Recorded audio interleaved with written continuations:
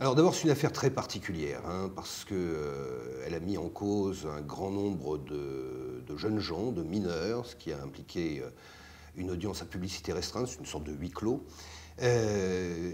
Cette espèce de méconnaissance de ce qui s'était passé pendant l'audience a créé une grande émotion dans l'opinion publique, laquelle avait été un petit peu chauffée à blanc par les commentaires, uniquement alimentés par les dires des plaignantes avant et pendant le procès.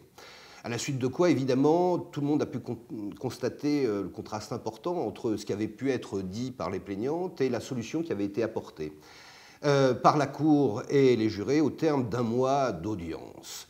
Je vous disais que c'était une affaire particulière parce qu'un grand nombre de personnes avaient été mises en cause, mais longtemps après les faits allégués, sans qu'on connaisse véritablement la date de ceux-ci, les circonstances. Et difficulté supplémentaire, ces faits-là ont été jugés 6 ans après, lors d'une audience parfois houleuse, parce que ces choses-là sont difficiles, les accusations étaient graves, et essuyer ce type d'accusation, c'est très très compliqué, ce d'autant que vous avez continué de grandir et de faire votre vie. Je rappelle que les accusés qui avaient 16 ans à l'époque des faits allégués en avaient pratiquement 30 au moment du jugement. Dans ces conditions, eh bien, ça a été une audience parfois un peu houleuse, mais cependant, un mois d'audience de 9h du matin, parfois 20h, 21h le soir, ont permis à la Cour et aux jurés. Je rappelle que les jurés sont des gens qui ont dû combattre initialement, à mon avis, leur intime conviction nourrie par le fait que eh bien, les plaignantes s'étaient longuement exprimées devant les caméras. Et évidemment, l'opinion avait pris fait et cause pour ces jeunes femmes sans qu'on connaisse quoi que ce soit sur ce qu'elles étaient à l'époque des faits ou ce qu'elles sont devenues depuis lors. Je rappelle aussi une chose, c'est qu'elles avaient indiqué que c'était des faits nombreux, alors impliquant un certain nombre de personnes, au début une cinquantaine, finalement on en juge une quinzaine, 4 sont condamnés à des peines très minimes, on est passé tout près d'un acquittement général. Lors d'un procès où il y avait effectivement beaucoup d'accusés et quasiment aucun témoin. Je pense que c'est le reproche majeur qu'on peut faire à l'enquête.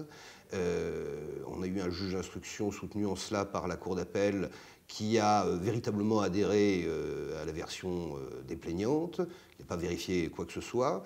Et au bout du compte, 6 ans après la dénonciation de ces faits, eh bien, la vertu de l'audience, je ne veux pas dire qu'elle était publique, mais en tout cas, il y a eu un débat contradictoire et on a pu finalement... Mais c'était un huis clos quand même. C'était un huis clos, enfin ce qu'on appelle une publicité restreinte, hein, tout simplement parce qu'ils étaient mineurs. Mais un certain nombre de personnes étaient là, il y avait aux côtés des parties civiles dont on a dit qu'elles étaient moins nombreuses que les accusés, c'est évident, il y avait des psychologues, il y avait 4 avocats des parties civiles, donc c'est une affaire dans laquelle, eh bien, au terme d'un débat contradictoire, chacun a pu dire ce qu'il avait... quelles étaient ses réactions. Le problème, je crois, c'est que les accusations étaient absolument pas circonstanciées, elles étaient mouvantes dans les mises en cause. Et là, à l'évidence, la Cour d'assises a considéré qu'elle ne pouvait pas rentrer en voie de condamnation contre la plupart des gens. Et d'ailleurs, je rappelle une chose, c'est que le parquet avait abandonné les accusations pour la moitié des accusés. C'est une affaire qui n'est pas terminée, parce qu'il y a un appel qui concerne 7 accusés. Ce sera rejugé d'ici 1 an à peu près. Il faut rester prudent, mais ce qu'on a pu constater, c'est que la justice l'a été assez peu. Moi, j'ai eu un client qui a fait 5 mois et demi de détention provisoire sans qu'on s'explique véritablement pourquoi.